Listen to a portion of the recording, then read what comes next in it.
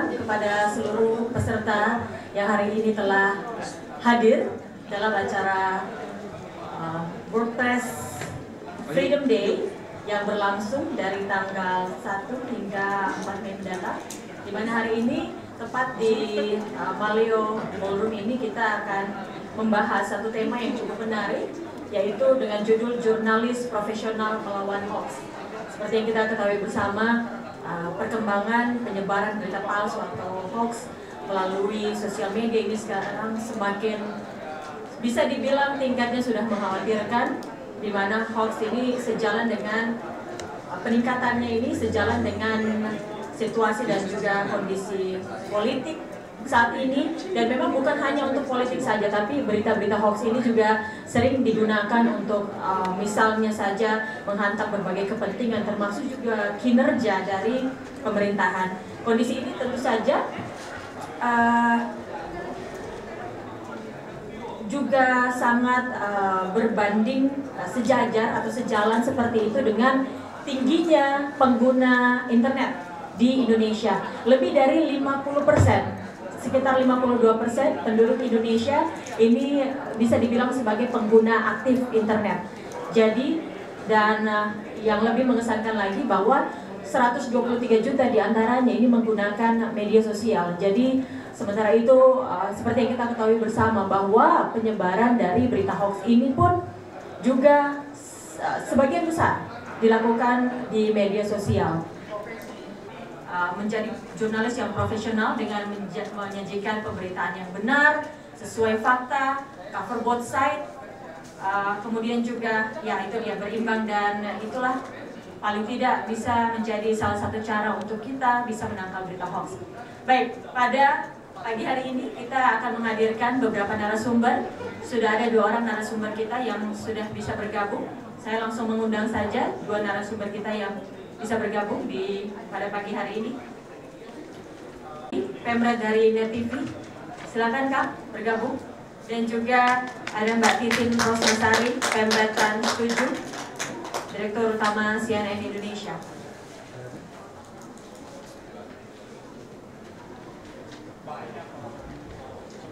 Narasumber lagi yang mungkin sesaat lagi akan bergabung bersama kita, yaitu Bapak Samuel Abrijani, Dirjen Aplikasi Informatika dari Kemenkominfo nantinya. Dan saya sendiri, Utri Farza, yang akan memandu acara ini sebagai moderator. Kita langsung saja memberikan kesempatan kepada narasumber yang pertama, Kang Dede. Boleh, Kang? Silahkan. Terkait jurnalis profesional melawan hoax. Seperti yang kita ketahui, kalau di televisi pun dimanapun, para jurnalis selalu harus berusaha untuk memberikan berita yang berimbang seperti itu, agar bisa menangkal berita-berita hoax atau berita palsu atau berita tidak benar yang beredar, yang sering beredar di media sosial. Ini apakah menjadi tantangan untuk menjadikan jurnalis Indonesia menjadi jurnalis profesional melawan hoax?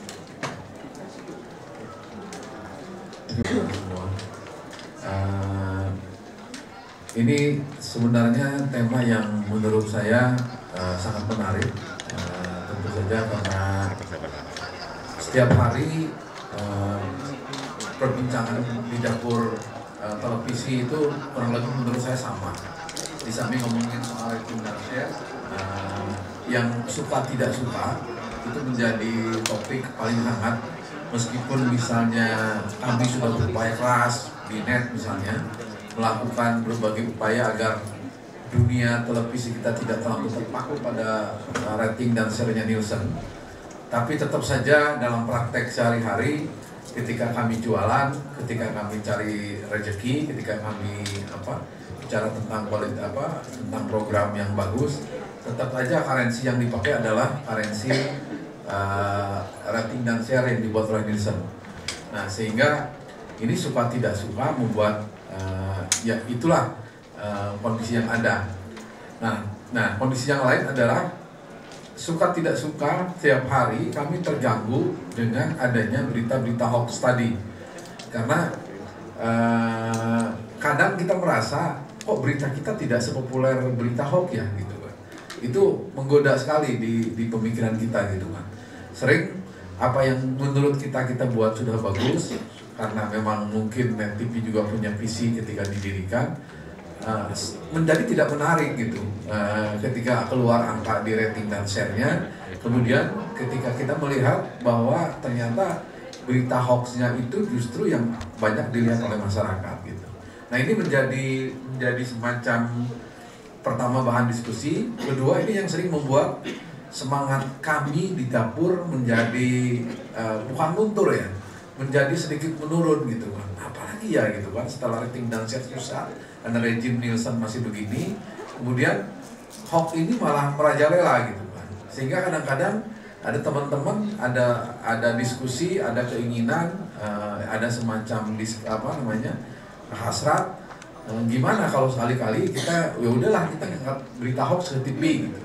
Itu sering muncul gitu kan. Tapi tentu saja karena kita punya visi misi, saya ingatkan itu bukan berita, itu hoax. Hoax itu bisa lebih dahsyat dampak daripada berita yang resmi, tapi itu bukan ukuran, bukan idealisme kita. Sehingga saya selalu menanamkan beberapa hal yang ingin saya sampaikan kepada teman-teman di redaksi, dan ini kurang lebih seperti inilah bayangannya. Selalu saya ingatkan kepada teman-teman. Nah, ini sih media terus berkembang gitu kan, bahwa media cetak sekarang sudah seperti ini kondisinya, semakin bukan kurang diminati, memang zamannya sudah tidak begitu berpihak.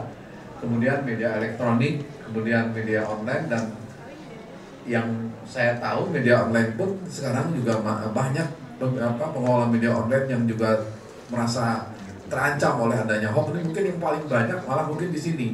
Media online inilah yang paling banyak terganggu oleh banyak berita hoax, karena mungkin di daring gitu kan.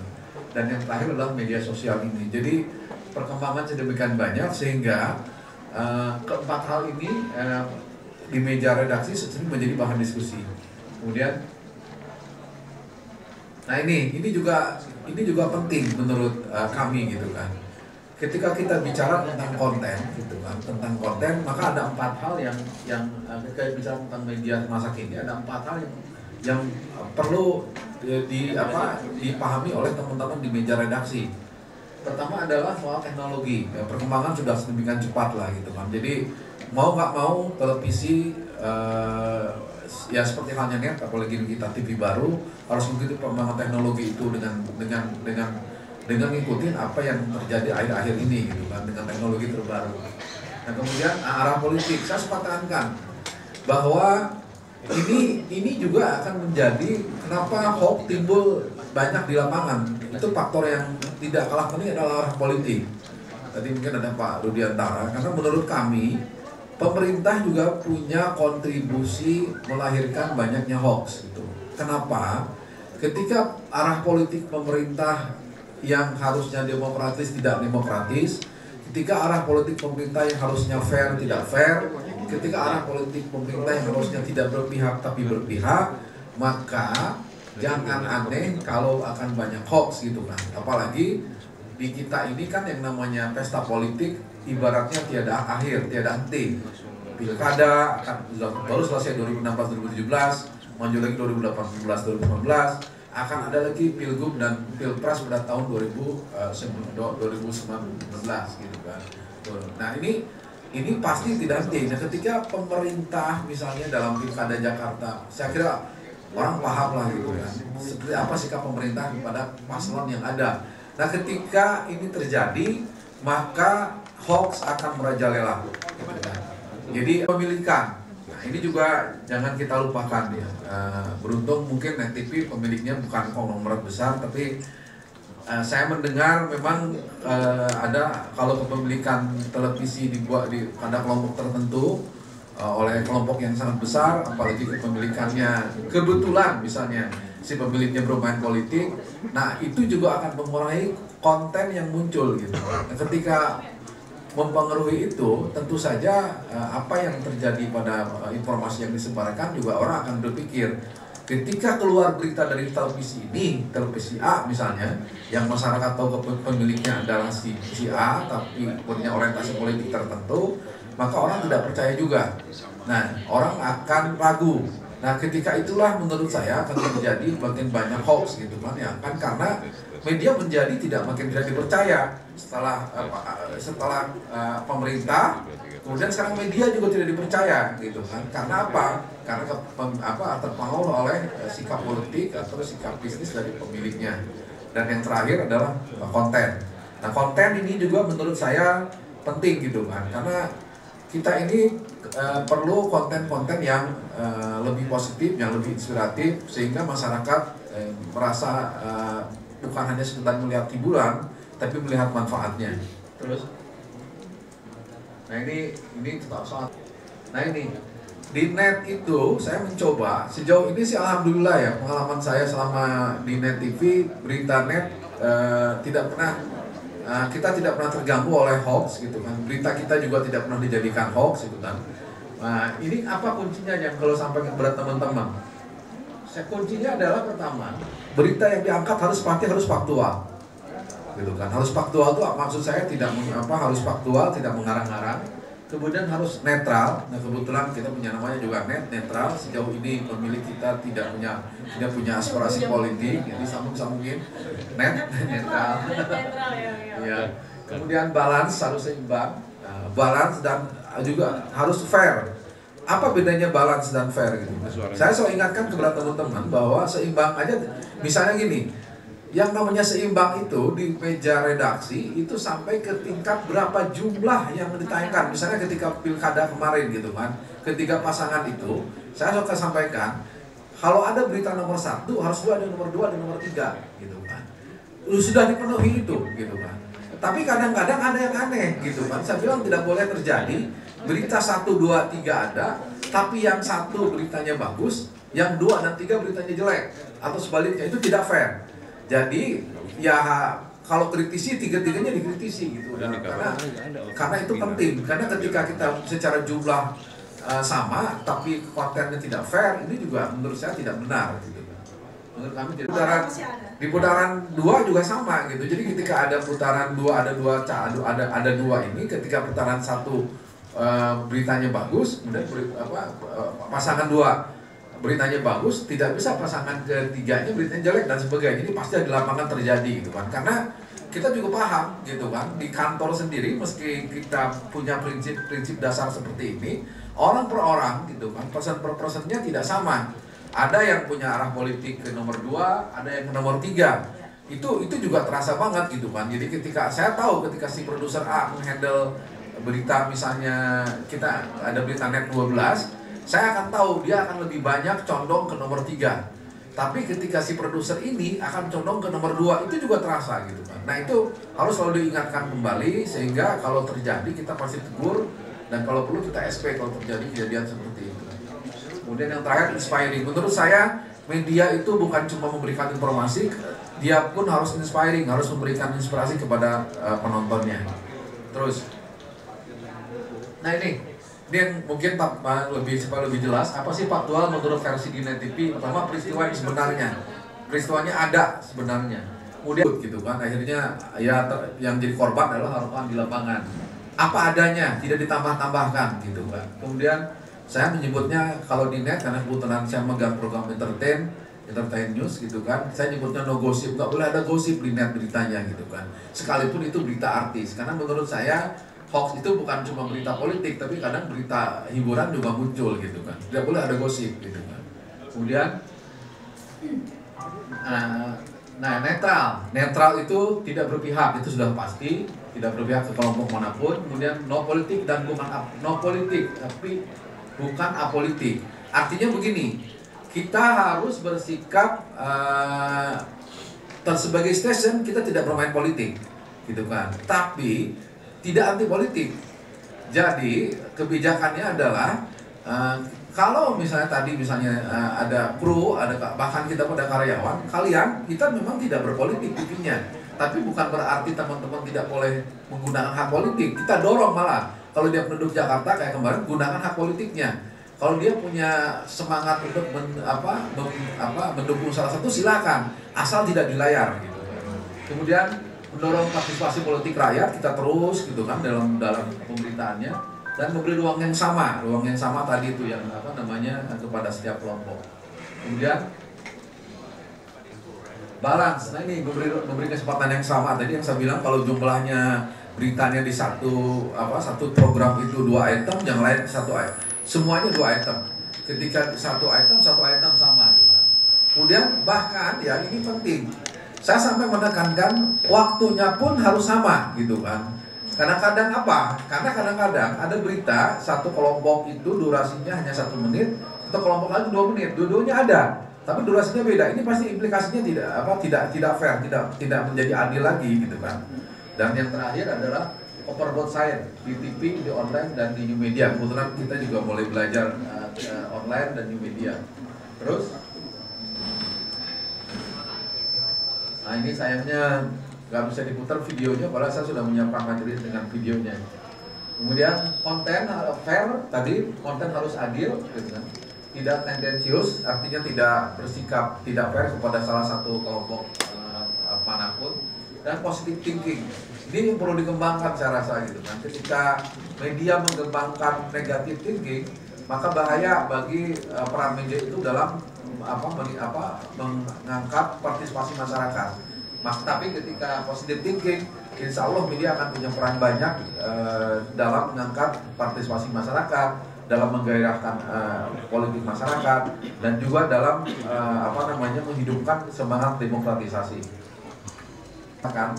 Kebetulan kita itu menekankan pentingnya inspiring karena apa?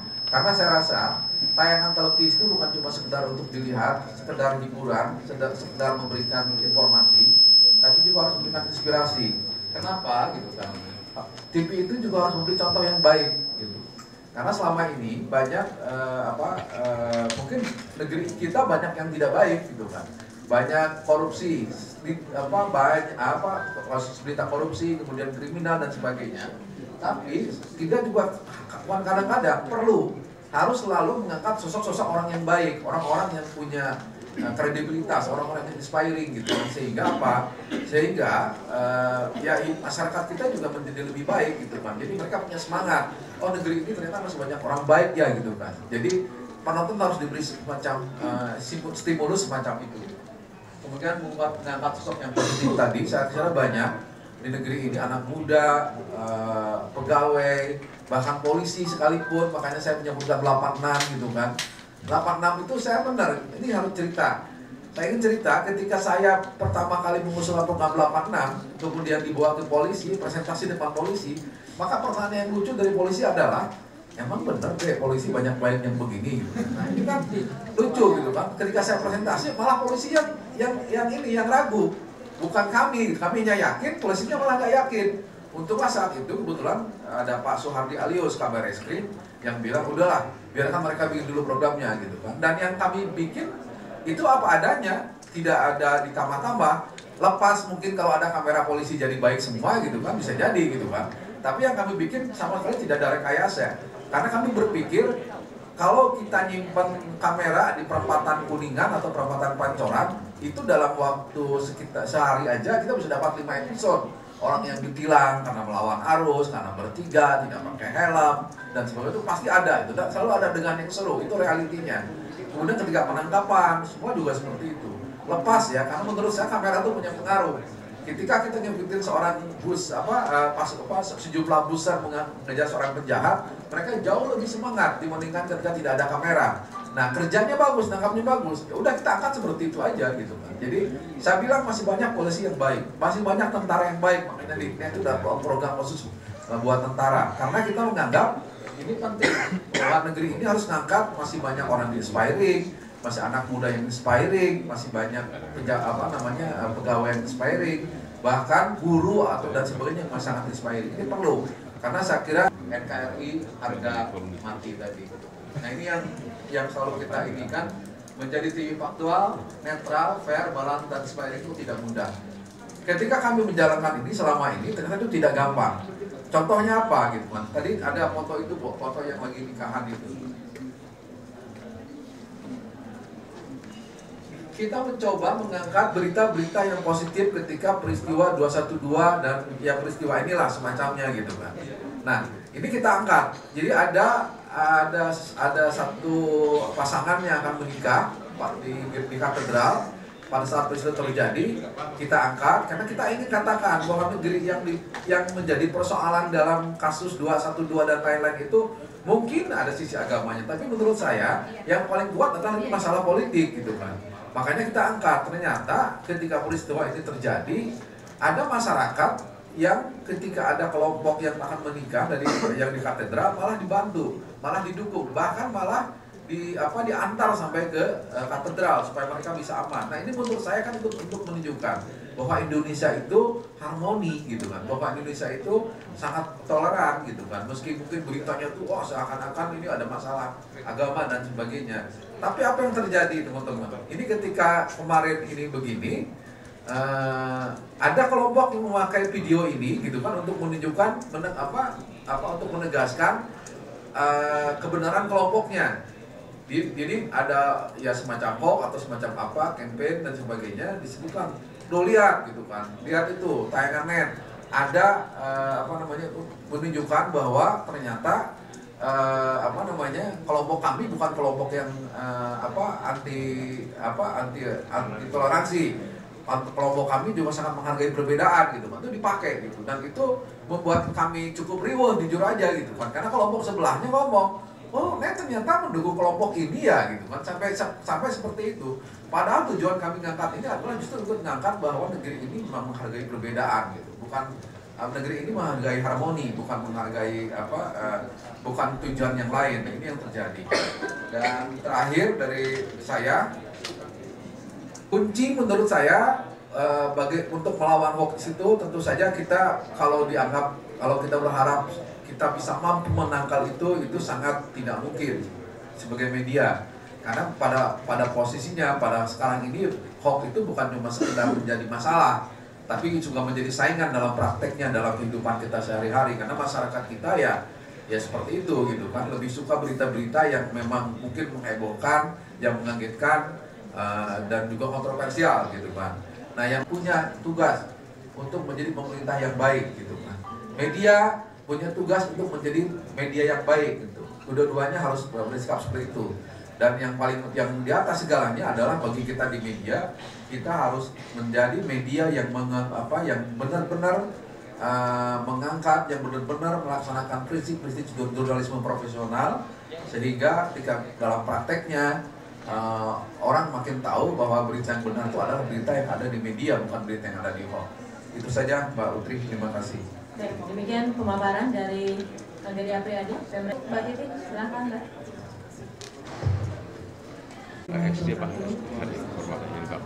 Putri, terima kasih Kang Dede. Yang saya hormati Pak Bagian, Mas Imam, Mbak Ratna dari Dewan Pers, Mas Kang Yadi dan Mas India dari JTI, dan Nikolai, mungkin Pak kami, teman-teman sekalian yang hadir.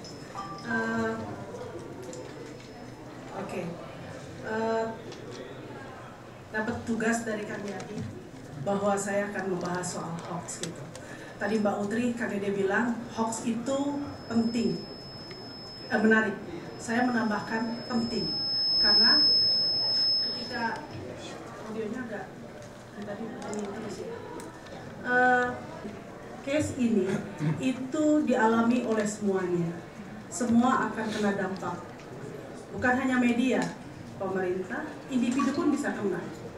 Kalau kita ngomong media saat ini, saya di Trans 7 dan CNN Indonesia, yang kalau digambar oleh Kang Dede bahwa banyak media-media yang dianggap berafiliasi misalnya dengan partai politik atau pemiliknya memiliki partai dan ada kepentingan kena korban baik di pemerintahan maupun di lapangan.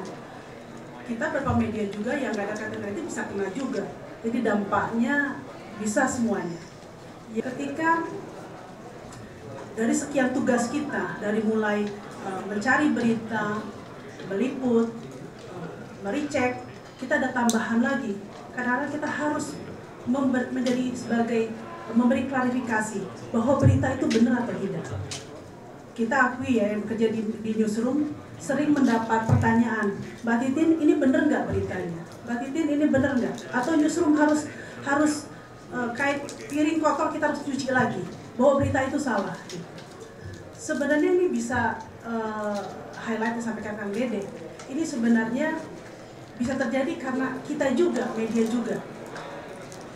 Orang menganggap bahwa sudah mulai turun sekali kepercayaan masyarakat kepada media. Harus kita akui bahwa memang menurun, sehingga peralihan orang mencari informasi bukan hanya lewat media massa itu memang diakibatkan salah satunya itu. Di sisi lain memang secara natural memang terjadi perubahan dari mana masyarakat mengkonsumsi informasi. Nanti saya akan di slide-slide berikut saya akan sampaikan. Saya harus mengatakan bahwa dalam tema ini media menjadi atau masuk dalam putaran hoax. Media di dalamnya, media menjadi korban dan media mengklarifikasi. Putaran ini akan terus terjadi seperti putaran setan gitu, yang tugas kita bicara dari sini adalah kita harus punya komitmen dan cara untuk keluar dari sini. Ini hoax ini bukan hanya saat pilkada, saat kegiatan politik, hoax itu akan terus terjadi. Saya memberi contoh, beberapa tahun lalu program kami di Trans 7, program Hasanah, itu dapat protes dan kita dipanggil KPI untuk satu liputan, satu episode yang kita tidak lakukan. Hanya ada pihak tertentu yang mengganti judul, memotong isinya, sehingga kemudian kita jadi sumber fitnah. Dari judul indahnya bersalawat diganti menjadi haramnya salawat. Itu perbedaan yang sangat jauh dan kita mendapat korban itu contohnya. Ini saya mau contoh 2 hari lalu rekan korban nih gitu, soal karangan bunga di Balai Kota. Orang menganggap ini CNN Indonesia.com. Tanya, bener nggak nih gitu, karena isinya semacam itu. Semakin banyak pertanyaan, sehari berikutnya baru kita harus akhirnya melihat bahwa memang harus CNN.com harus memberikan klarifikasi. Next one. Ada pointer saya. Oke.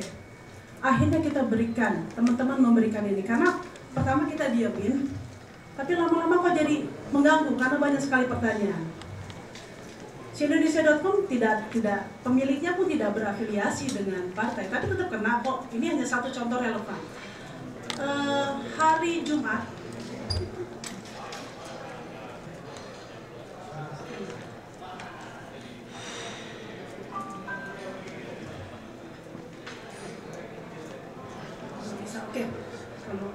Oke, tolong dibantu aja ya. Next, Mbak. Saya akan bicara dulu tentang tesis yang mengatakan bahwa perubahan sudah ada shifting ke pemirsaan dan pola konsumsi sumber informasi di masyarakat kita. Ini sayangnya monitor di sini juga mati, jadi saya harus nengok ke belakang, ya. Dari mana sih sebenarnya masyarakat ini mengkonsumsi informasi berita? Karena kita dari TV, maka saya ambil sumbernya informasinya dari TV ya, tentang TV. Ambilnya dari Nielsen. Ini memang 2015 tapi masih relevan sekarang, dan kemarin saya cek datanya masih kurang lebih sama, belum ada pergeseran. Ini dibagi berdasarkan usia. Di sini rasanya silent generation udah nggak ada ya, atau ada di sini nggak ya? Oke. Yang baby boomer siapa ya? Di sini ya. Oke. Kelihatan dari grafik ada 2. Yang TV itu yang silent generation itu paling tinggi, semakin memang menurun ketika masuk ke generation Z atau millennials. Itu semakin menurun. mereka nanti shifting, mereka tidak terlalu banyak nonton informasi di televisi. Sementara berbeda dengan sebelahnya, yang search engine yang mereka mencari di sosial media itu semakin tinggi ke millennials. Kecil di silent generation dan baby boomers, tapi membesar meninggi di millennials. Ya, lanjut. Kalau konsumsi media, kita bagi yang berdasarkan kelasnya. Kelas upper, kelas A, ini kelas A kategorinya pengeluarannya 12 juta per bulan. Sementara kita menengah dan bawah, kita warna biru, ya. Untuk yang tidak price sensitive, itu dia tidak berpengaruh, dia tetap bisa berlangganan majalah, koran, tabloid. Sementara yang kelas menengah ke bawah, mereka tetap nonton TV karena gratis. Internet cukup tinggi karena memang sekarang data juga nggak terlalu mahal. Tapi kalau untuk berlangganan majalah segala macam itu kecil. Saya curiga kebanyakan baca majalah juga karena di kantor ya, karena kantornya berlangganan majalah atau tabloid. Ya. Jadi kemampuan finansial mempengaruhi dari mana dia mencari informasi. Oke. Katakan munculnya millennials, orang beralih ke search engine, orang beralih ke media lain, sehingga TV ditinggalkan. Kalau dari data Nielsen, ini enggak juga. Ini turun tapi masih stabil. Bahkan di 2016 ini ada peningkatan sedikit. Ini by rating, total kepemirsaan itu sempat naik 12,2. Sumbangan dari Piala Eropa dan juga ada aksi terakhir aksi bela Islam dan sebagainya, itu meningkatkan ketertarikan orang kepada televisi. Lanjut. Kalau melihat waktu orang menonton TV itu masih tinggi, 4 jam 52 atau 50 menit, masih sama tahun 2016 dan juga kemudian awal tahun ini masih sama. Artinya orang masih terus nonton, tapi kita belum tahu apakah mereka nonton berita, program berita, TV berita atau enggak, tapi hanya dilihat rentang waktunya. Yang meningkat adalah orang browsing yang PC. Jadi mungkin teman-teman di kantor itu atau di rumah mungkin ya, itu cukup tinggi juga, 4 jam 42. Sementara untuk browsing di mobile phone lebih dari 3 jam setengah. Dan kemudian untuk yang berselancar di sosial media itu 2 jam, hampir 3 jam. Cukup banyak waktunya untuk berselancar. Jadi bisa dibayangkan, memang bisa dipahami bahwa isu-isu informasi berseliweran itu karena memang ditunjang banyaknya waktu oleh orang kita untuk terus aktif mencari, juga kemudian menyebarkan. Sampaikan oleh Mbak Utri ya, bahwa memang internet user kita penetrasinya 51%, sangat tinggi, sangat promising sekali Indonesia ini. Tapi yang aktif di sosial media itu 106 juta atau 40%. Selebihnya kalau kita bayangkan populasi kita mungkin di daerah pedesaan, sementara mungkin di wilayah kota urban itu memang sangat-sangat aktif di sosial media. Itulah bisa menjawab kenapa isu hoax mudah didapat, berseliweran,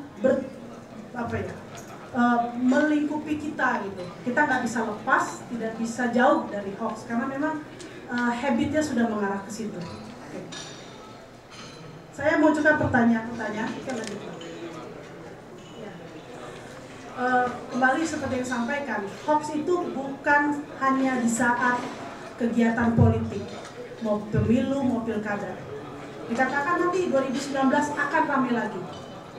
Kemarin pilkada luar biasa, sampai capek sekali kita nih. Bukan hanya yang bekerja di media, masyarakat umum capek karena apa aja ada gitu informasi mau cari. Terserah kita mau seneng yang ini, maka kita akan pilih informasi yang itu atau mencari pembenaran sesuai dengan kita mau. Luar biasa sekali.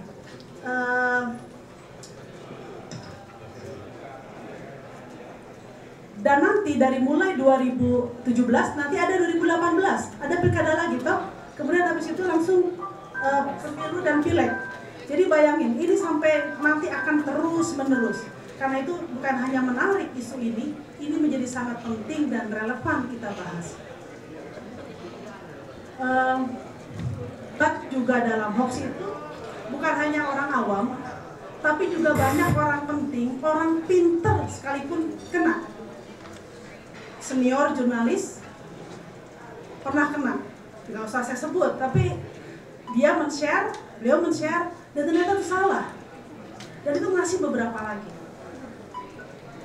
Padahal sebagai senior harusnya mempelajari, harusnya taat asas, yang namanya informasi harus diverifikasi, harus cek dulu sebelum disebarkan. Tapi itu terjadi, ini kenapa?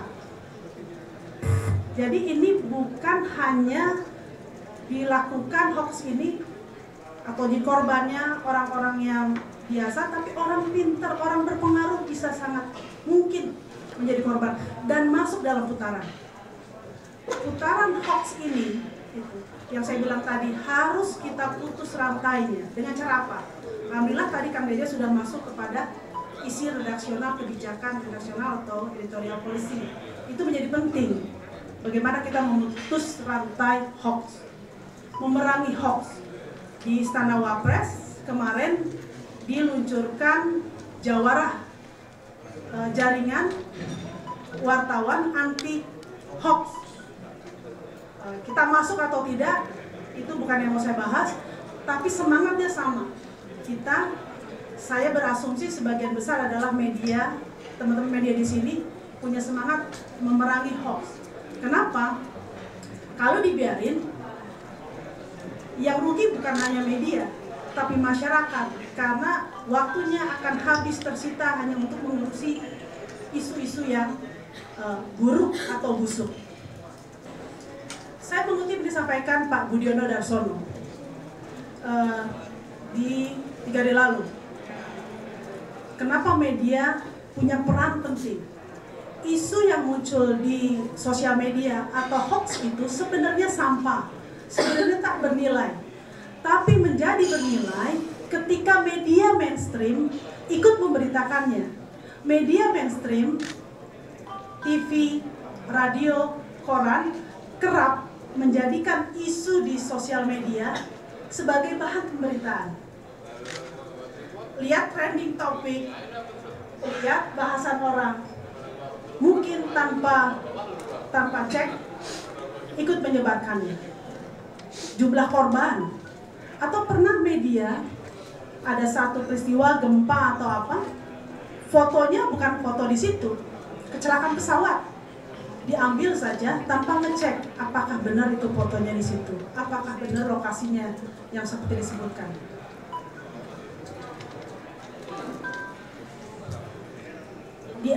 Dikatakan bahwa memang karena budaya baca menurun, orang sudah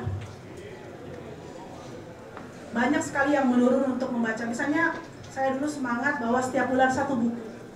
Tapi karena sudah ada begini, suka ada yang summary-nya atau sudah diceritakan, atau orang makin malas. Dan percaya atau tidak, ketika kita sudah aktif megang ini, megang handphone, megang gadget, di saat kita beraktivitas, di saat rapat, di saat diskusi, seminar seperti ini, percaya dari 2 menit kita mau cek aja apa yang dilakukan, lihat grup kita segala macam, itu bisa lanjut 5 menit, 5,5 jam, bahkan habis waktu kita hanya untuk di sini.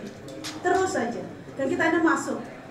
Oke, ada orang kirim informasi yang benar, insya Allah itu adalah begini. Hanya gitu, enggak, yang benar adalah ini misalnya. kita akan terlibat dan keasikan. Itu habit itu sangat membuat kita ini lupa bahwa buku menjadi hal yang mungkin terlalu berat dibaca, sehingga ini lebih menarik daripada yang lain. Kemudian kritis dan skeptis kita berkurang. Bener nggak sih? Ini karena yang mengirim Mbak Ratna atau malah masa saya nggak percaya, saya langsung share. Masa sih Mas Yadi, Ketua IJTI kasih informasi nggak bener? Ini pasti saya kirim. Bisa jadi itu menjadi salah satu kalau kita melihat narasumber, oh dia kredibel, Dewan Pers, IJTI. Bayangin misalnya yang mengirim nggak tahu siapa, pasti harus cek.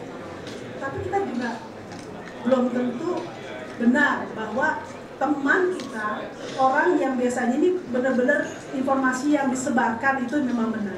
Jadi harus tetap kepo ya Mbak sebenarnya. Kepo harus, skeptis harus, kritis harus. Oke. Kemudian verifikasi. Orang pengen buru-buru share, dapat informasi share gitu. Enggak tanggung jawab untuk ngecek dulu bahwa ini bener enggak gitu. Lafalnya bener enggak, kirim aja langsung. Nggak mau coba untuk dicek, oh ini tulisan siapa nih, bener nggak tulisannya. Kan bisa kita lakukan verifikasi. Media juga nggak harus media, siapapun bisa verifikasi. Kemudian ini sifat yang sangat wajar, natural, alami. Semua orang pengen dianggap pintar sehingga dia pengen lebih tahu, lebih cepat, sehingga dia langsung share tanpa tahu bahwa informasinya itu benar atau enggak. Pak Ishadi, makasih Pak. Lanjut. Regulasi, regulator. Benar nggak sih ya bahwa KUHP dan UU ITE itu belum menyasar produser? Tahun lalu kalau nggak salah, tahun ini, polisi sebenarnya sudah ada 167 kasus ya ditangani. Polisi, Kominfo sudah memblokir 100 lebih situs, kayaknya lebih ya jumlahnya. Blokir situs dari yang penipuan, perjudian, yang radikalisme, yang sara itu sudah diblokir. Tapi masih terus muncul lagi. Diperlukan intervensi pemerintah untuk ini. Tadi pemblokiran ya.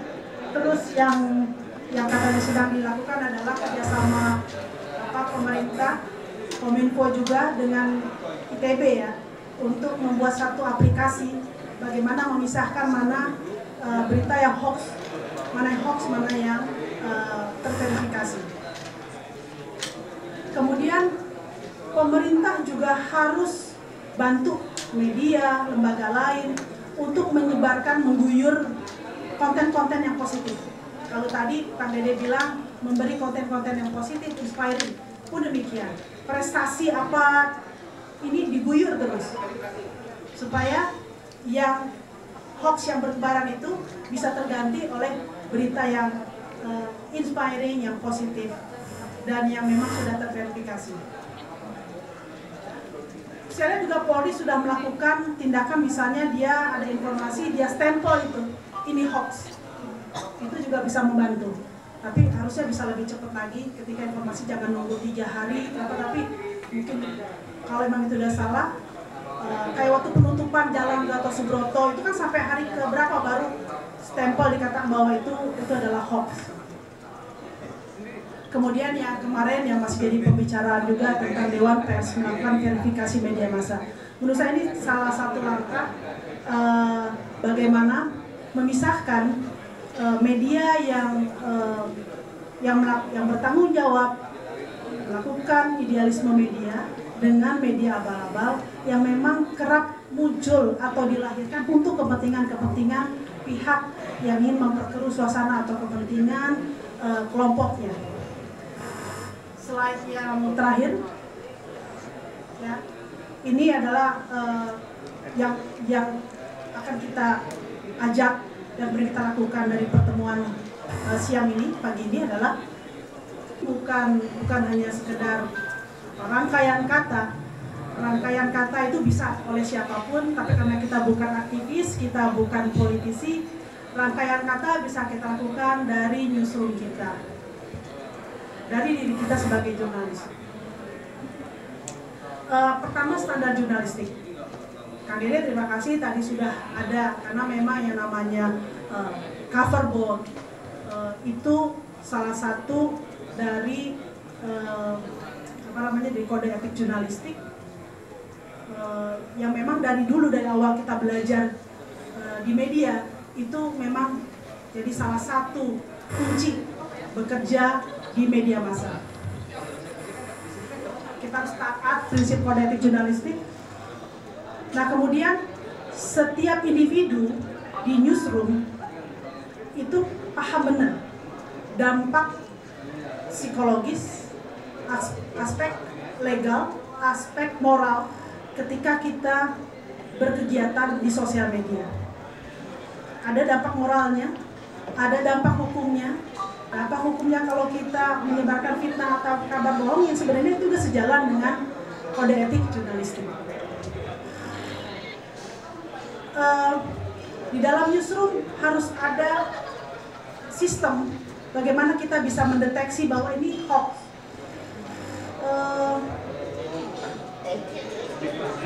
Di CNN Indonesia ada yang namanya standar and practice yang harus dibaca, dipahami oleh jurnalis, bahwa ketika individu hendak menyampaikan informasi atau menggunakan sosial media, ada aturan-aturannya.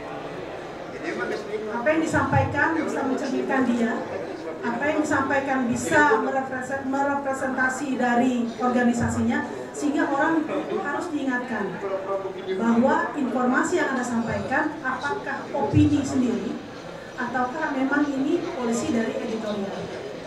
Kemudian bagaimana kita menyaring sumber informasi kita, apakah narasumber itu memang kita ketahui dari mana, lembaganya terpercaya, bahwa sekali dua kali dia menyampaikan informasi dan itu benar.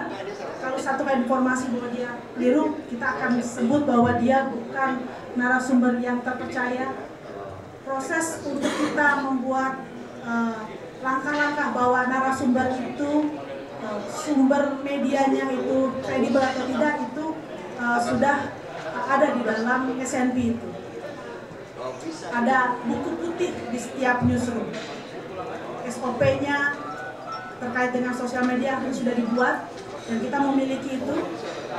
Ada informasi dari mana, bagaimana cara, bahkan bagaimana cara kita memberi jawaban ketika misalnya media kita menjadi korban dari hoax itu. Yang kemudian penting juga adalah literasi, mediasi dan sosialisasi kita ke masyarakat. Ini yang juga sangat penting. Satu hal yang perlu kita lakukan adalah mengembalikan lagi kepercayaan masyarakat kepada media massa. Itu nggak mudah, karena masyarakat sudah punya stigma. Oh, media TV dianggap, maaf, pembodohan, meskipun saya punya argumen untuk itu. TV ini isinya nggak benar, media ini, koran ini partisan dan sebagainya. Kalau memang mau sosialisasi, mau mediasi, maka semuanya punya komitmen untuk bertanggung jawab, kembali kepada regulasinya, kembali kepada komitmen awal ketika media itu lahir.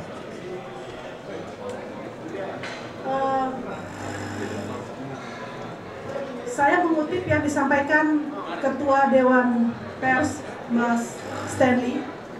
Masyarakat harus paham apa itu info, apa itu berita. Yang di sosial media itu baru info. Info itu tidak bisa kita sebut sebagai berita. Ini hanya awal. Tugas kita untuk membuat info itu menjadi benar ketika kita melakukan verifikasi, cek-recek, dan sebagainya.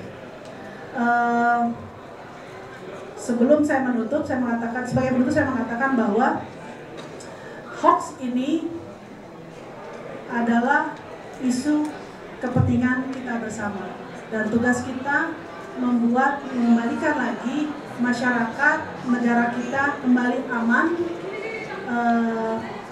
kembali damai, tidak dengan disebarkan atau menyebarnya informasi-informasi yang tidak jelas, tidak bertanggung jawab, yang kotor, yang tidak beradab. Jadi itu dari saya. Terima kasih. Mbak Titin demikian tadi pemaparan terkait profesionalisme jurnalisme dalam menangkal berita hoax, di mana kita ketahui bersama bahwa setiap media, setiap newsroom memang mempunyai satu SOP, di mana dari SOP tersebut mengharuskan atau mewajibkan kepada para jurnalis yang bekerja di suatu media untuk bisa menyaring informasi-informasi di luar maupun juga narasumber-narasumber yang menjadi isi dari berita kita setiap harinya, begitu ya Mbak? Baik, satu lagi narasumber seharusnya akan bergabung bersama kita di sini, namun sepertinya beliau masih berhalangan hadir, entah masih di jalan atau bagaimana. Namun kami mengundang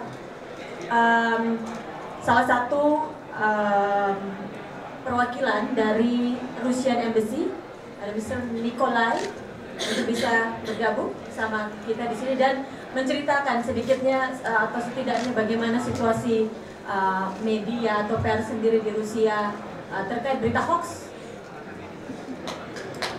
Silakan.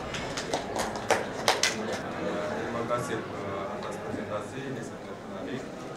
Saya mau hal itu juga sangat penting untuk hal itu juga sangat penting untuk Rusia.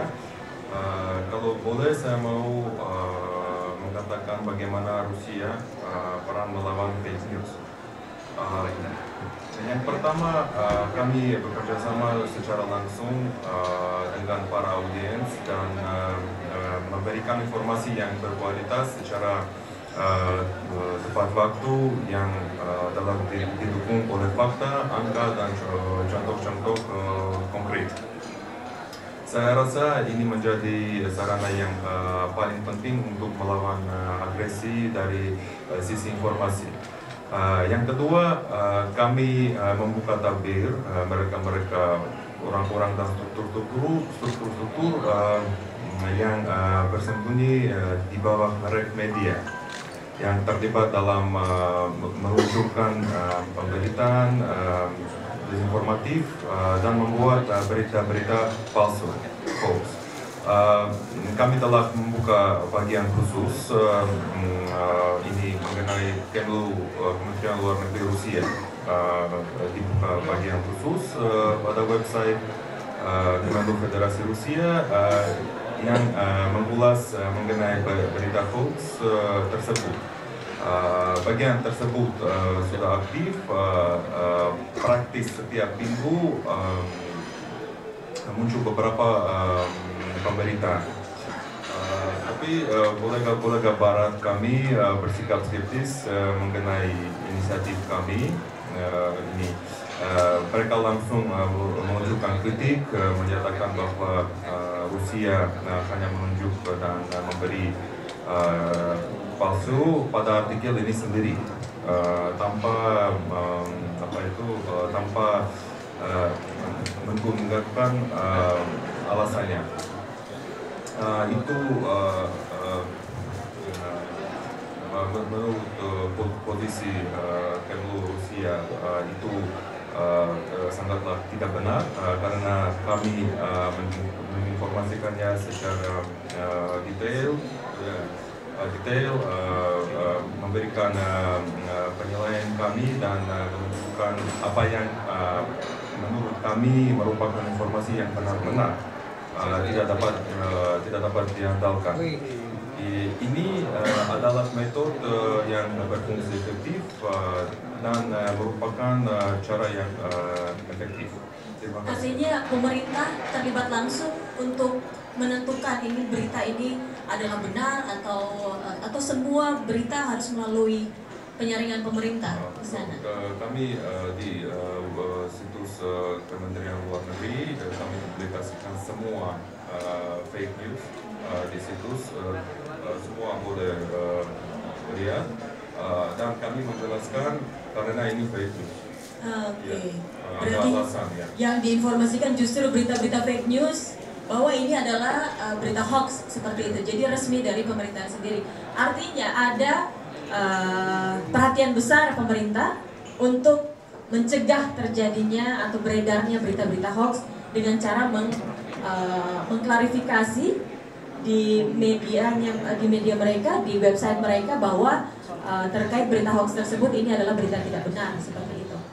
Baik, terima kasih sudah sharing, berbagi dengan kita bagaimana cara Kementerian Luar Negeri Rusia sendiri untuk menangkal berita-berita hoax yang ada, yang tersebar di Rusia. Kalau ada pertanyaan bagi rekan-rekan yang ingin bertanya kepada para narasumber kita, kami persilahkan. Jika ada yang ingin bertanya terkait seputar berita hoax, silahkan Mbak. Terima kasih juga Mbak Titin, Mas Dede, semuanya Kang Dede. Memang ini sebuah tantangan yang luar biasa ya, tiba-tiba ada tsunami hoax ya. Dan momentumnya jelas tadi ya, kita menyadari semua bahwa ketika ada dinamika politik di Indonesia itu luar biasa yang namanya hoax. Nah, sekarang mau nggak mau hoax ini sudah menjadi movement, sudah menjadi viral, sudah menjadi gerakan ya. Ini kan tapi sayangnya di Indonesia, saya jadi ketika saya mau menanyakan ini, Pak Nikolai sudah memberitahu ya, bahkan di sana mengungkap pelaku pembuat hoax. Nah ini di kita yang tidak ada, gitu ya. Jadi kita kan upayanya memang buat media tidak ada lain, repositioning, bagaimana kita menjadi media yang profesional, ya, sehingga kita bisa dibedakan dengan produk hoax, gitu kan, dengan metode, dengan kaidah jurnalistik dan sebagainya. Tetapi ada nih yang kurang di Indonesia ini. Satu, tidak ada lembaga yang secara independen menyatakan bahwa ini hoax dan ini sumber hoaxnya dari sini, gitu ya. Padahal menurut saya secara teknologi sudah bisa aja sebetulnya kalau punya political will, gitu ya. Karena apa? Ini organized kan? Kalau saya melihatnya ini well organized. Kenapa? Karena ada pembagian peran di situ. Ada dana yang mengalir di situ. Satu, mereka bisa memproduksi berita hoax yang sangat serius dengan menggunakan grafik yang berkualitas. Jadi itu bisa mengelabui masyarakat yang menganggap itu benar-benar, gitu kan.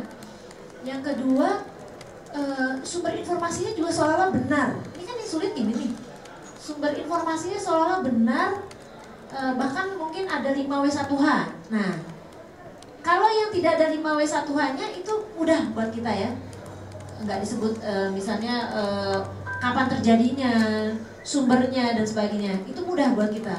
Tapi begitu ada 5W1H-nya, 5W1H ini Pak Nikolai what, where, why, when, how, ya. Jadi kalau berita kan ada unsur itu ya. Unsur itunya ada gitu. Nah, terbukti ini saya sebut saja Postmetro itu melakukan hal seperti ini. Jadi dia mengambil nyomot yang sudah menjadi berita tapi diubah, dipelintir, dimanipulasi gitu ya. Diberikan judul yang bombastis sehingga dia jualan dan dia meraup uang gitu. Kan ini kan sudah sangat serius ya. Tapi sampai sekarang tidak ada lembaga.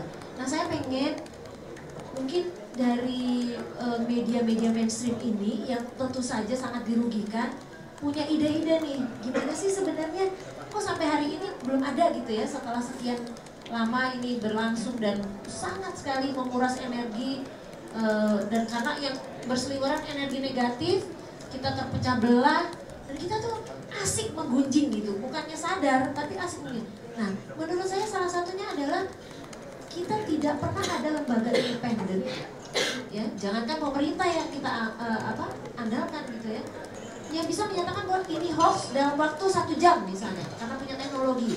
Kemudian diungkap siapa sih nih pelaku-pelakunya, bisa kok. Postmetro bisa. Terus satu lagi apa? yang C-word itu udah jelas. Kan tadi Mbak Tuti bilang, kalau ada media-media yang sudah terbiasa menghasilkan hoax, kita akhirnya udah tahu, udah apa yang kita harus tahu sikap kita, gitu kan? Jadi jangan pernah boro-boro di-share, nggak usah dibaca gitu ya, nggak usah boro-boro di-broadcast, baca aja nggak usah, buang jauh-jauh gitu. Nah itu kan salah satu nih. Nah cuma saya juga pengen tanya, gimana sih kita nih sebaiknya media mainstream, karena kita dirugikan, ya kan? Tingkat kepercayaan masyarakat terhadap media mainstream melorot jauh karena adanya sosial media. Jelas ini beda kan, undang-undangnya beda, ininya platformnya beda gitu. Tapi di era konvergensi akhirnya kita mau nggak mau terbawa. Gitu. Jadi mungkin saya bertanya kalau ini, ya marilah kita bersama-sama gitu ya media ya. Kemudian mungkin ada masukan dari Pak Nikolai, bagaimana sih sebetulnya mekanisme dan teknologinya bisa mengungkap tadi tabir ya, pembuat hoaxnya bisa ketahuan dan bisa dipublish gitu. Itu kan menjadi metode yang akhirnya dipercaya masyarakat dan kita semangat gitu loh. Nggak seperti saat ini karena digunakan oleh politisi-politisi gitu kan. Nah ini kan semuanya luar biasa buat Indonesia. Saya kira itu. Baik, terima kasih Mbak Rata. Kita langsung jawab saja. Ya benar, tidak ada lembaga independen ataupun apapun itu yang ada sekarang, baru hanya komunitas seperti itu ya, yang kita juga tidak tahu kebenarannya seperti apa. Bagaimana televisi sendiri untuk menanggapi hal ini? Iya, terima kasih Mbak Ratna. Sebenarnya kita ini kan sebenarnya di posisi yang sama ya. Dewan Pers, Mbak Ratna juga sebenarnya kan dari media yang tadi bekerja di bidang itu. Saya sangat sepakat bahwa memang posisi kita ini seakan-akan ya, tidak berdaya menghadapi hoax ini. Seakan-akan ini barang yang nggak bisa dilawan. Saya sih menduga ada dua hal sebenarnya. Ini bukan tidak bisa dilawan, tapi memang belum ada keinginan politik yang kuat, ini terutama dari pemerintah, untuk melawan hoax ini. Karena tadi saya lihat kalau di Rusia bisa seperti itu, kenapa kita tidak? Gitu. Menurut saya ini pemerintah hanya harus kuat menghadapi ini. Nah, ada dua hal menurut saya. Gitu kan. Memang pemerintahnya tidak cukup serius. Kedua, pemerintah memang merasa diuntungkan gitu dengan adanya hoax ini. Gitu. Balik lagi ke ungkapan tadi saya tadi gitu kan, bahwa yang saya bilang tadi bahwa media itu sangat terpengaruh juga oleh arah politik tadi gitu. Dan salah satu yang memberikan arah politik adalah pemerintah. Ketika pemerintah merasakan pemerintah posisinya tidak netral, ketika posisi pemerintah tidak balance, tidak fair gitu kan bahkan kepada rakyatnya sendiri, nah ini masalah muncul gitu. Jadi karena pemerintah, mungkin dalam tanda kutip bukan pemerintah ya, karena penguasa merasa diuntungkan, ya politisi lah gitu ya. Karena politisi misalnya merasa diuntungkan oleh karena politisi merasa diuntungkan oleh adanya hoax ini, maka tidak ada penindakan yang serius terhadap ini. Saya tahu Pak Menko Info sangat reaktif kalau ada yang kasus seperti ini gitu kan. Tapi mungkin kita hanya melihat beliau aja, dan beliau juga menurut saya tidak cukup kuat dengan perangkat undang-undang yang ada untuk melakukan penindakan terhadap hoax seperti itu. Gitu kan. Masih butuh yang lain, masih butuh lembaga lain yang berani melakukan tindakan ini. Nah yang kedua menurut saya itu tadi, kepentingan politiknya terlampau kuat untuk memanfaatkan hoax ini sebagai alat untuk berkuasa. Sehingga yang terjadi ya ini memang dimanfaatkan untuk melestarikan terus. Bisa jadi mungkin politisi ini mereka tahu kita masih dianggap ya, meski tadi saya bilang media kita juga ada yang sudah terkooptasi dengan kekuasaan ya, karena menjadi bagian dari kepemilikan sebuah usaha, sebuah kelompok usaha yang berpolitik misalnya kan. Tapi ada juga yang tidak kan, dan ada juga yang tidak bisa dilawan oleh politisi-politisi tertentu. Sehingga akhirnya dia tidak bisa mengatur media konvensional yang masih idealis, atau tidak bisa mengatur media yang menjadi lawannya dalam praktek politiknya. Dia menggunakan hoax ini untuk memperkuat posisinya itu gitu. Jadi ada kebutuhan untuk melestarikan hoax itu tetap jalan. Itu menurut saya gitu. Itu yang kedua. Yang pertama bagaimana? Yang kedua Jadi kita harus minta sekali lagi kepada pemerintah untuk bertindak lebih tegas, bertindak lebih fair, lebih berani menindak hoax ini. Saya tidak tahu apa ya pemerintah bisa melakukan itu. Menurut saya, nah ya, jawaban kedua, gimana sikap media? Ya, kalau sikap media menurut saya apa yang kita lakukan selama ini, tadi Mbak Dita sudah memaparkan juga, saya sudah menyampaikan juga, apa yang dilakukan oleh media kita selama ini sudah cukup untuk menangkal hoax itu gitu kan. Bahkan kita kan merasakan tadi itu hoax itu bukan cuma sekedar fenomena, bukan cuma sekedar gerakan sebenarnya, tapi ancaman buat kami. Karena saya tahu kita sering berkumpul dengan teman-teman PMR juga di media online, mereka menganggap mereka ini udah kalah populer dengan hoax gitu kan. Media dari online portal-portal yang ada ini sudah kalah. Kalau dihitung viewersnya itu udah jauh lebih banyak yang membuka hoax daripada itu. Padahal kadang-kadang tadi sumber yang diangkat oleh media yang hoax itu dari media yang resmi gitu kan. Mungkin bisa dari TV, bisa dari cetak, bisa juga dari online. Yang paling gampang kan online, tinggal copy paste, dia utak-atik aja gitu kan, beberapa poinnya yang dia buat atau dia tambahkan sehingga beritanya seperti ini. Apa yang kita lakukan selama ini menurut saya sudah cukup maksimal. Hanya kita mungkin yang penting adalah kita harus lebih bareng-bareng nih menghadapi ini gitu, berbeda masing-masing. Selama ini menurut saya prinsip kita sudah sama. Kita ingin menjadikan media kita media yang profesional, media yang kuat, ya, dan media yang menegakkan kode etik jurnalistik, menegakkan undang-undang pers, juga menegakkan P3 SPS kalau televisi, sehingga apa yang tayang di media kita dijamin ini bukan hoax, tapi benar-benar berita apa adanya, yang berita faktual, berita yang bisa dipercaya. Itu saya rasa. Mbak Titin, ada yang mau ditambahkan? Tambahin sedikit. Sayangnya narasumber dari Kominfo tidak bisa bergabung.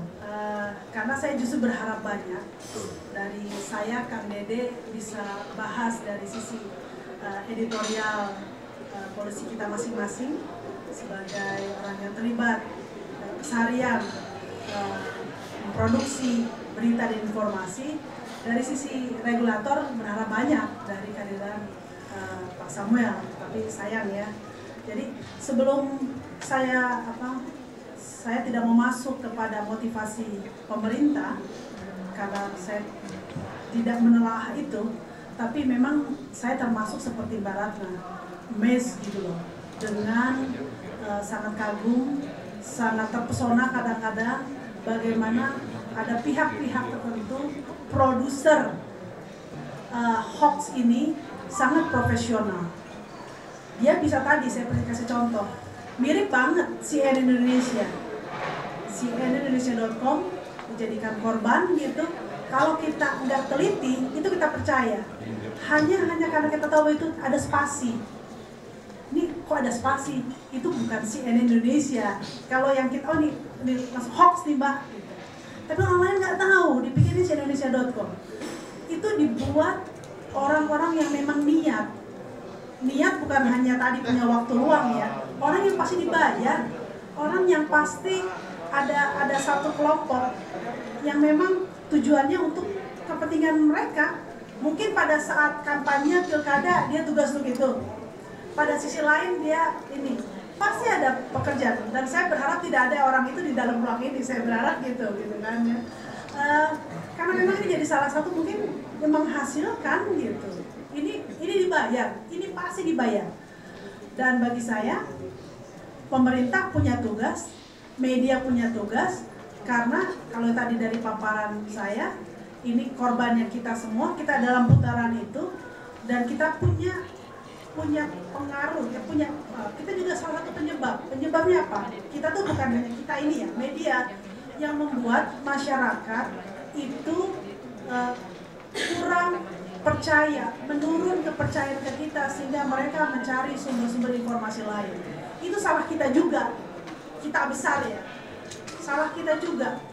Salah satunya adalah bekerja sama. Pemerintah punya tugas, kita media punya tugas mengembalikan kepercayaan itu dengan kembali menekankan kepada SOP, menekankan kepada standar yang kita punya, editorial policy yang kita punya, kita duduk bareng di dalam newsroom, kita jaga media kita supaya orang lihat bahwa ini memang media yang kredibel dan berkualitas. Saya menaruh harapan juga deklarasi peluncuran dilakukan oleh kemarin di Istana Wapres, diluncurkannya Jawarah itu jaringan wartawan anti hoax, salah satu mungkin bisa menjadi apa yang seperti Mbak Ratna sampaikan, ikut terlibat mengumumkan mana situs, mana orang-orang yang memiliki tujuan buruk sehingga mereka bisa kena sanksi hukum, dan masyarakat juga bisa tahu situs mana yang sudah diblokir, informasi mana yang memang itu hoax. Bagi-bagi peran aja dengan pemerintah. Kita nggak mau ngambil peran pemerintah pun tidak akan mengambil mengintervensi kita, tapi tujuannya sama, kita putus mata rantai dari hoax ini, dari editorial. Kita kembali menjalankan tugas sebaik-baiknya, tugas yang kita emban selama ini. Itu sih dari saya. Baik, bahwa metode apa yang digunakan oleh Kementerian Luar Negeri Rusia sendiri untuk bisa menyaring berita-berita hoax tersebut, seperti itu ya Mbak? Ya, dan untuk mengidentifikasi pelaku penyebar hoax, adakah metode yang digunakan dan seperti apa? Kami bekerja secara langsung dengan para audiens setiap minggu, satu kali seminggu di Kementerian Luar Negeri Rusia ada briefing, dan Ibu Zakharova mungkin dia sudah kenal di Indonesia. Audiens ini jurnalis, media, ya. Kami bekerja dengan media langsung. Ini yang pertama. Yang kedua, mengenai situs resmi ya, mengenai itu semua kedutaan Rusia di negara. Kalau misalnya saya di sini sebagai atas sekretariat melihat cari fake news, saya kirim ke Moskow. Nanti pasti saya cek dulu, nanti kirim ke Moskow. Nanti Moskow publikasi di situs resmi. Ada departemen ada bagian di Kremlin, tapi pasti bukan Rusia membantu ya. Mereka cari informasi dan kirim ke Kremlin.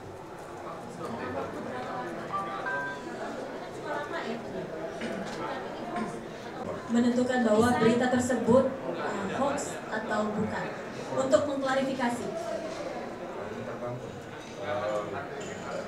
Is it more than a day or just an hour? Ini tergantung topik ya, ini tergantung hal. Kalau ini mengenai politik, ya saya jadi kertas, saya mengerti, saya bisa mengerti ini fake atau tidak. Kalau ini mengenai Rusia, pasti saya tahu Rusia dan mengerti bahwa ini fake news. Ya. Kami punya posisi ya dari Indonesia juga. Kami Indonesia Media menggunakan situs resmi Rusia. Ya. Saat mereka menulis mengenai Rusia, memang ini sangat penting. Ya.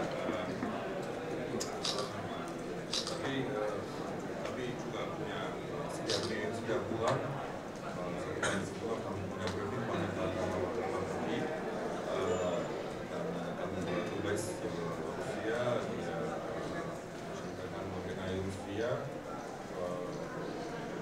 dalam luar negeri, kebijakan dalam dan luar.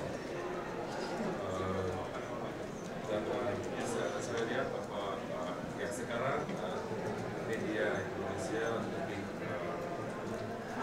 banyak investasi material mengenai Rusia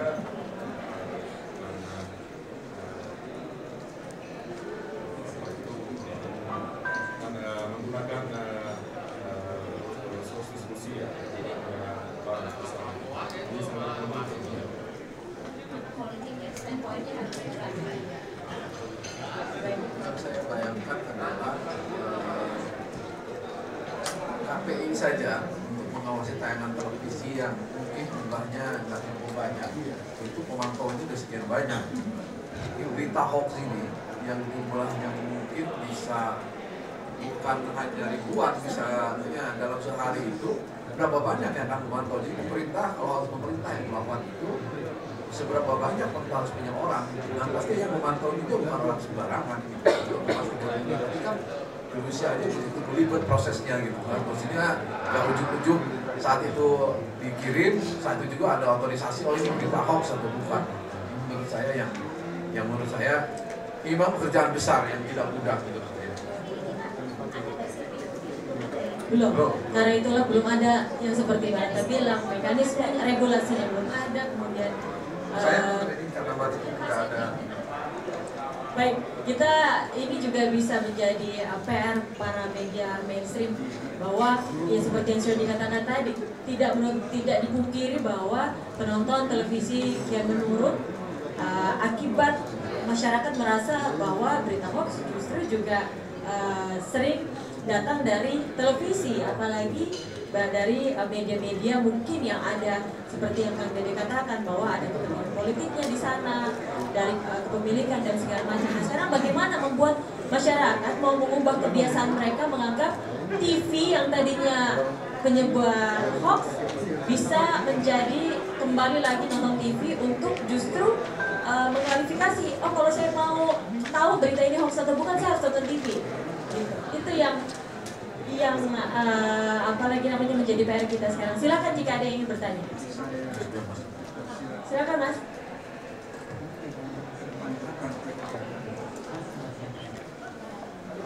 Memang forum ini jadi sayang sekali ya, narasumber dari pemerintah tidak hadir. Tapi lebih sayang juga bahwa televisi yang hadir adalah televisi yang senada. Antara Net dan Trans ini kan tone-nya sama, artinya derajat kepentingan politiknya itu cuma berapa 0, sekian cc, sebenarnya sekian liter itu tidak ada. Moderatornya juga nih dari yang sama, medianya juga. Jadi kurang. Kelas jauhnya kan. Ya. Baik, jadi saya itu satu hal yang saya sampaikan. Jadi narasumbernya mestinya ada TV yang derajat keterlibatan ininya kepentingannya cukup tinggi, faktanya begitu. Kita sama-sama tahu baik. Dan juga kedua lagi saya ingin mengingatkan bahwa barusan ada beberapa waktu yang lalu ada hasil penelitian master masyarakat dramatika tentang hoax. Dan yang menarik adalah bahwa pada saat pada saat responden ditanya dari mana Anda dapat sumber hoax, ada responden yang mengatakan 5% dari media cetak. Itu menarik karena memang banyak sekali media abal-abal yang tapi ada yang sangat menarik sekali adalah 8,7% dari televisi. 8,7%. Sementara kalau kita klasifikasi hoax dari penelitian itu, hoax yang berbentuk audiovisual cuma kurang dari 10%. Jadi hoax yang dalam bentuk audiovisual kurang dari 10%, 8,7% diantaranya berasal dari televisi. Nah, kemudian yang kedua, yang berikutnya saya ingin berkomentar juga. Tadi Kang Dede, Mbak Titin juga mengatakan bahwa sudah melakukan maksimal. Tapi menurut saya, maaf, saya menganggap itu belum optimal. Kenapa? Karena yang dilakukan tadi, yang disampaikan tadi, itu dalam konteks media sebagai gatekeeper. Kalau sebagai gatekeeper, ya itu biasa. Misalnya Prof Bakir tugasnya mengajar, ya kalau Prof Bakir cuma mengajar ya biasa gitu. Jadi kalau kita sebagai gatekeeper, kalau kemudian kita harus fair, harus balance dan sebagainya, itu biasa dalam konteks gatekeeper. Memang yang tidak biasa adalah yang kemudian tidak menggunakan prinsip jurnalistik atau kode etik jurnalistik itu. Nah, oleh sebab itu saya usulkan adalah karena hoax ini sudah sedemikian luar biasa, maka lakukanlah langkah-langkah luar biasa. Jangan sekedar kemudian menjaga bahwa output dari medianya sesuai dengan kode etik, kemudian wartawannya menjaga diri bukan hanya pada saat dia berperilaku di newsroom tapi juga di sosial media. Ini banyak sekali kita temukan justru sumber hoax itu juga antara lain kan dari wartawan yang berlaku di sosial media. Mereka tidak tahu bahwa kemudian pada saat orang berkomentar, pada saat orang meneruskan pesan-pesan dia itu dengan melihat bahwa dia sebagai wartawan. Jadi lakukan langkah yang luar biasa. Apa? Banyak sebenarnya. Jadi misalnya tadi janganlah kita melihat bahwa apa yang dilakukan pihak lain, yang dilakukan pemerintah, yang dilakukan civil society atau apa, lakukan saja apa yang bisa kita lakukan. Artinya bahwa kalau sekedar untuk menjaga bahwa kita sebagai gatekeeper itu terjaga, itu biasa, maka lakukan yang biasa. Contohnya adalah misalnya buatlah program-program misalnya yang tentang penyadaran tentang hoax. Jadi misalnya jangan hanya memberitakan kalau ini hoax, kemudian memberitakan bahwa ini yang bukan hoax. Menurut saya perlu ada langkah-langkah, misalnya kayak bikin program misalnya mingguan, misalnya ada hoax terjahat minggu ini, hoax paling konyol minggu ini, bagian dari media literasi. Jadi jangan cuma sekedar ya mas saya gini, kita kan cuma pilihan punya mau lebih agresif atau mau menerima serangan saja. Menurut saya harus lebih agresif dalam konteks hoax ini. Jadi kalau misalnya apa piungan atau apa agresif, kita lawan juga dengan lebih agresif dengan apa manfaatkan apa media kita. Kalau mereka main di media sosial, kita main juga di media mainstream plus media sosial, pasti mereka akan bisa kita kalahkan. Jadi sekali lagi bahwa media itu harus berperan sebagai lilin yang menerangi, bukan lilin yang membakar. Pada saat masyarakat dalam kegelapan, masyarakat harus melihat kepada lilin yang menerangi. Kalau kemudian lilin itu sudah membakar, maka mampuslah kita, sudah habislah masyarakat kita. Sekali lagi bahwa pada saat kita mainkan peran sebagai media, yang kita pertaruhkan bukan hanya stasiun kita, bukan hanya profesi kita, tetapi masyarakat kita secara keseluruhan. Apalagi juga termasuk demokrasi. Pada saat kita tidak dipercaya sebagai sumber informasi yang kredibel, maka tamatlah klaim kita, tamatlah harapan kita sebagai pilar keempat demokrasi. Terima kasih. Adanya program khusus, segmen khusus seperti yang tadi diusulkan. Silahkan Kang Dede atau Mbak Titi bergantian, silahkan.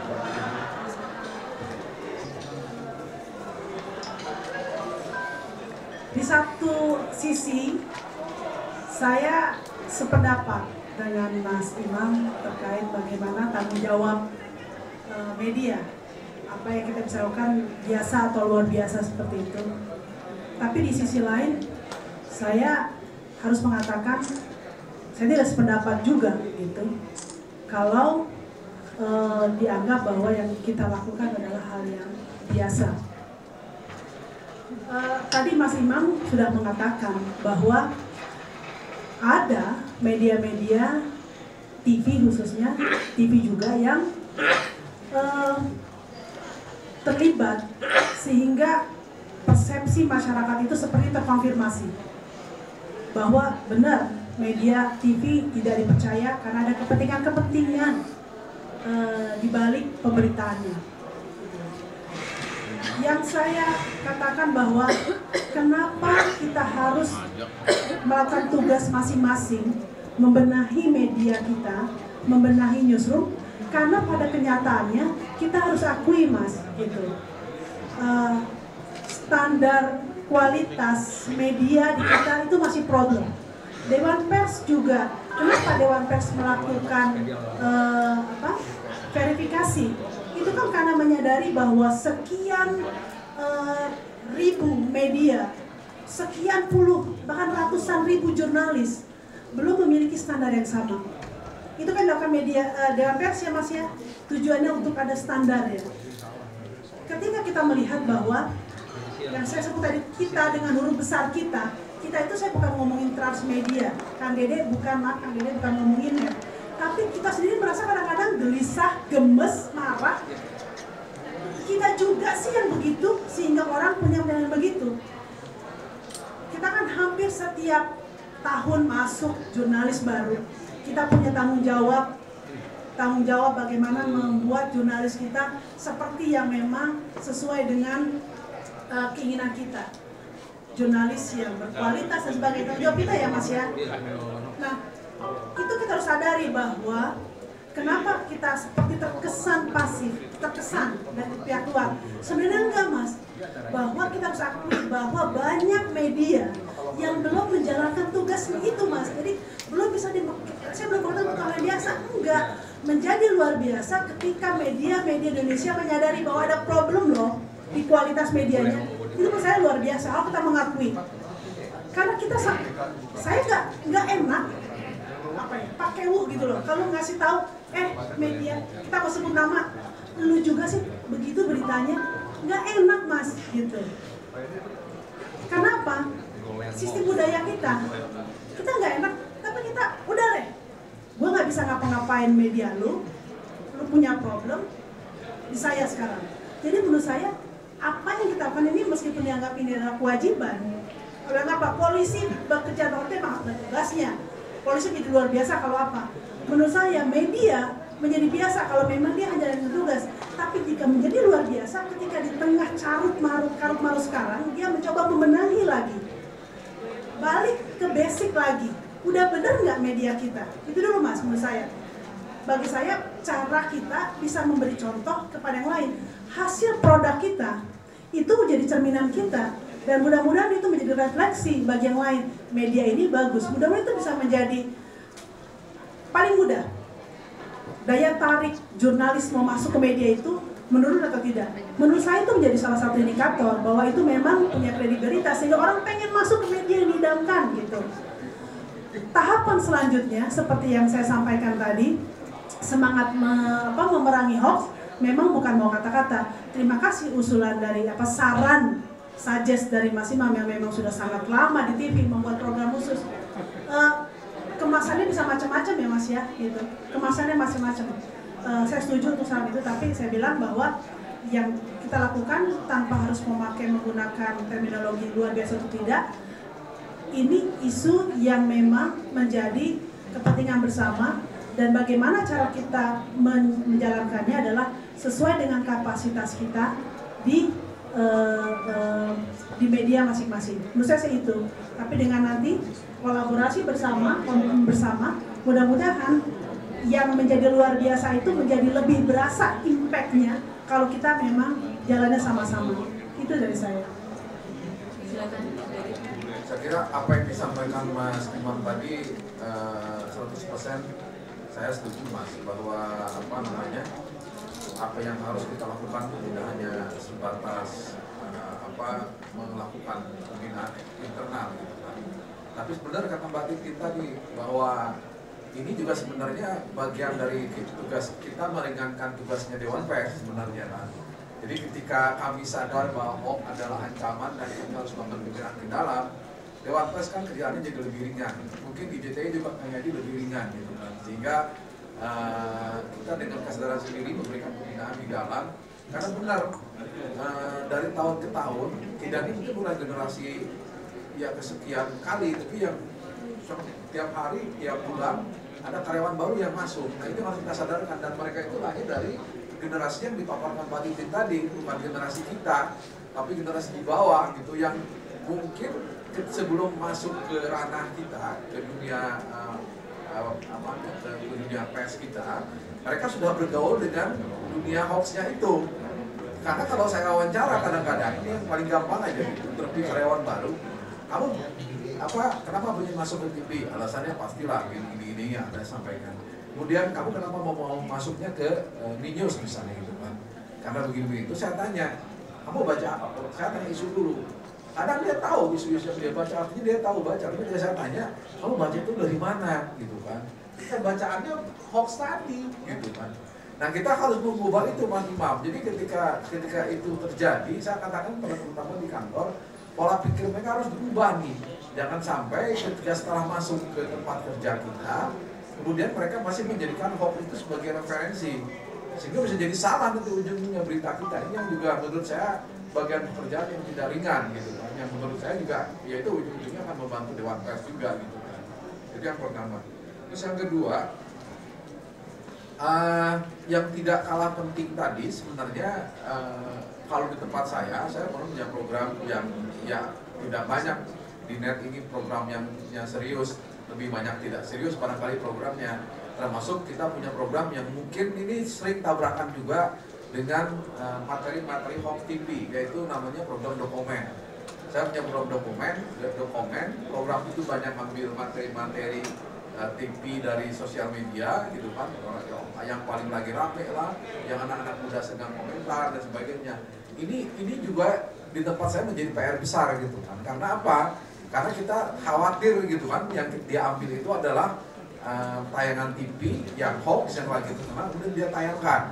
Ketika ditayangkan, apapun yang terjadi, kita malah menjadi bagian daripada pendistribusi, menjadi bagian yang mempopulerkan berita hoax malah gitu kan.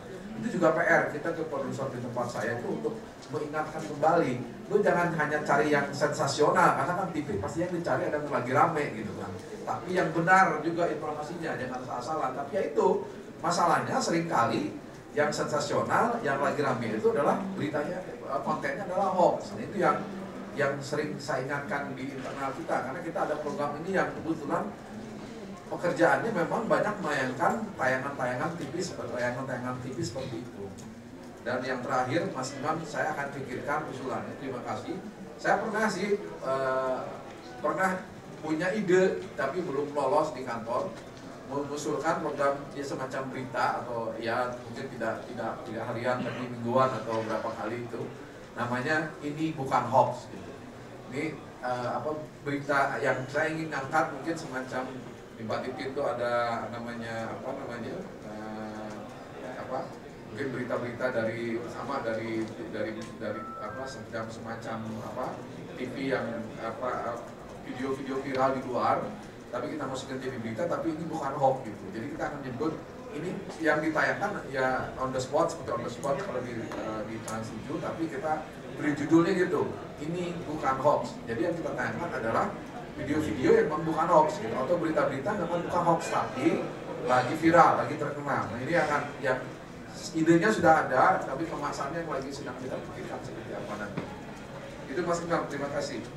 Baik, ada yang ingin bertanya, waktu kita tinggal 10 menit lagi, silakan. Silakan Pak. Bagaimana? Silakan Pak. Mic-nya, sudah. Saya bukan LPS, saya bukan ilmunya enggak, prakteknya enggak, gitu ya. Boleh nggak kalau kita mencoba mencari pemecahan soal hoax ini? Paling tidak saya mengajak kita melihat dari berbagai perspektif, tidak hanya perspektif pers, tapi saya buat 3 perspektif: perspektif masyarakat, perspektif negara dan pemerintah atau lembaga politik, dan perspektif pers sendiri. Perspektif masyarakat, ada gejala masyarakat senang dengan hoax itu. Nah, kita lihat mengapa. Ada beberapa sebab. Dapat juga timbul karena masyarakat dalam situasi frustrated. Masyarakat frustrasi, sehingga mereka lebih senang kepada hal-hal yang sensasional. Apakah kita tahap itu? Masyarakat frustrated. Frustrasinya baik karena tidak ada harapan, tidak ada yang dapat dipercaya, macam-macam. Sedangkan mereka tidak berdaya, powerless. Itu satu. Yang kedua, dari perspektif negara atau perspektif politik. Apakah hoax itu tidak juga timbul karena politik begitu berjarak dengan kepentingan rakyat?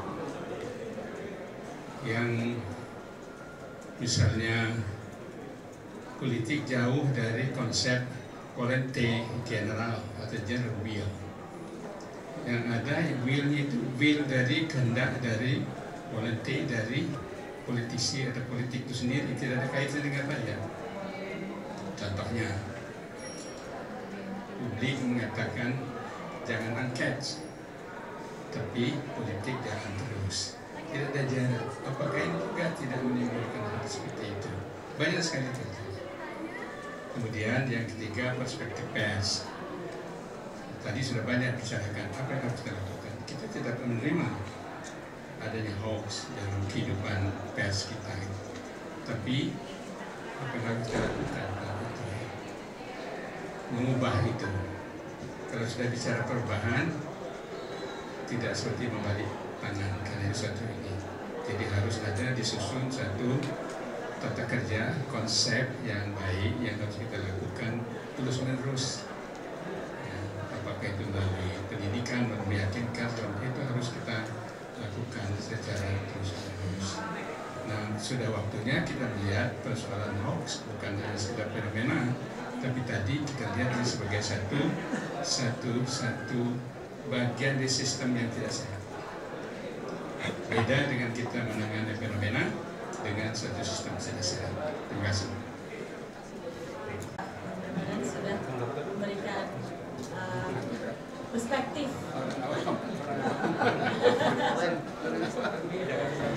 yang tentu saja juga bisa menjadi masukan, menjadi masukan bagi kita semua, tentu saja bahwa ada berbagai macam perspektif yang harus kita perhatikan untuk menangkal ataupun menghilangkan berita hoax di masyarakat, yaitu perspektif dari masyarakat itu sendiri, negara, kemudian juga demokrasi. Baik, mau ditanggapi? Sudah? Jadi ada tanggapan sedikit? Ya, kalau jadi itu kesimpulan acara kita. Kesimpulannya itu bahwa kenapa tadi disebut dari perspektif masyarakat suka pada hoax. Ya menurut saya karena mereka umumnya kan mencari informasi yang paling mudah dan paling mudah dipahami, Pak, paling enak didengarnya dan paling ini pasti mereka ini ya suka akhirnya. Kemudian masyarakat yang kedua tadi menurut Bapak, masyarakat percaya pada hoax karena ya ini ada persoalan dengan politik kita gitu, Pak. Tadi Bapak bilang bahwa ya ada jarak antara masyarakat, betul, Pak, karena mungkin jangankan mereka, Pak, masyarakat kelas bawah yang umumnya memang hanya bisa mengkonsumsi hoax itu, kita aja bisa jadi kita bingung ini dengan rakyat apa enggak gitu. Karena ya contohnya itu kemarin Bapak misalkan soal hak angket KPK itu misalnya, itu kan itu juga orang tahu bahwa orang yang sebagian besar masyarakat tidak suka dengan itu tapi tetap dilakukan, sehingga ya itu mereka tidak punya saluran aspirasi politik kemanapun, ya hoax lah yang akan dipakai. Saya sangat setuju sekali Bapak dengan dan harapan Pak bagaimana kepada kita di praktisi agar ya lebih lagi melakukan sesuatu untuk menangkal hoax ini, tentu ini akan jadi bahan masukan yang berarti sekali, Pak, karena ini buat baik lagi tadi Pak rumusannya, hoax itu buat kita bukan sekedar saingan, tapi ancaman. Begitu masyarakat sangat percaya pada hoax, begitu mereka tidak lagi percaya pada media, maka seperti kata Mas Imam tadi, tamatlah sudah riwayat media kita, media televisi, media cetak, media elektronik, apapun. Ketika orang percaya pada hoax, maka media mainstream seperti kita selesai dan ya udah berakhir sudah berarti. Terima kasih.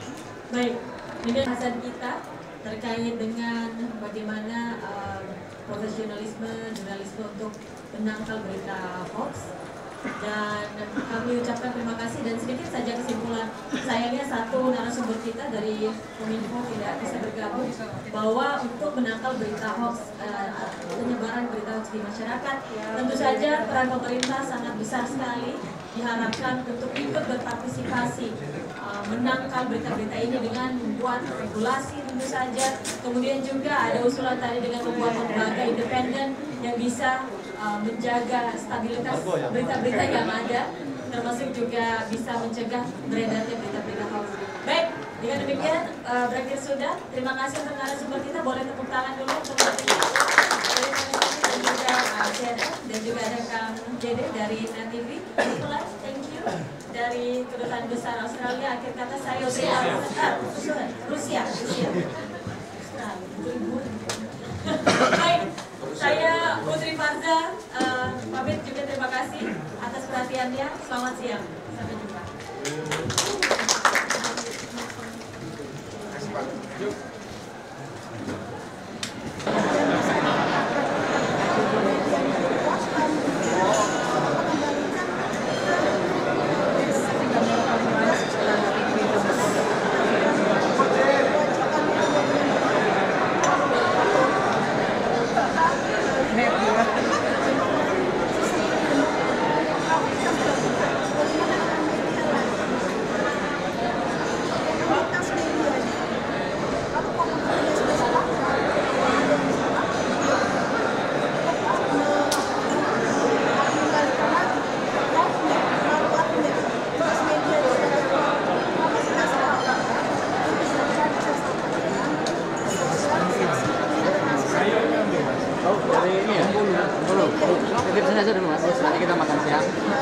lanjut ke diskusi baru kita tutup.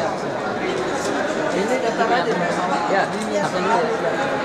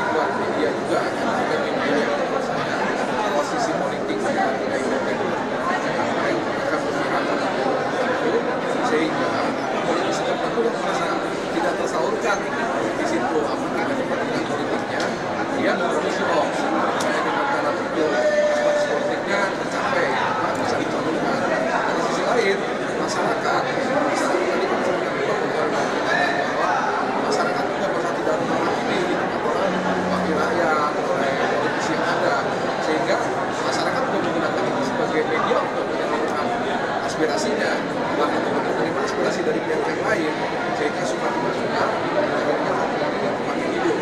Tapi kalau hoax ini makin hidup, mengancam kita, tentu saja media kritik selama kita tolak akan terancam.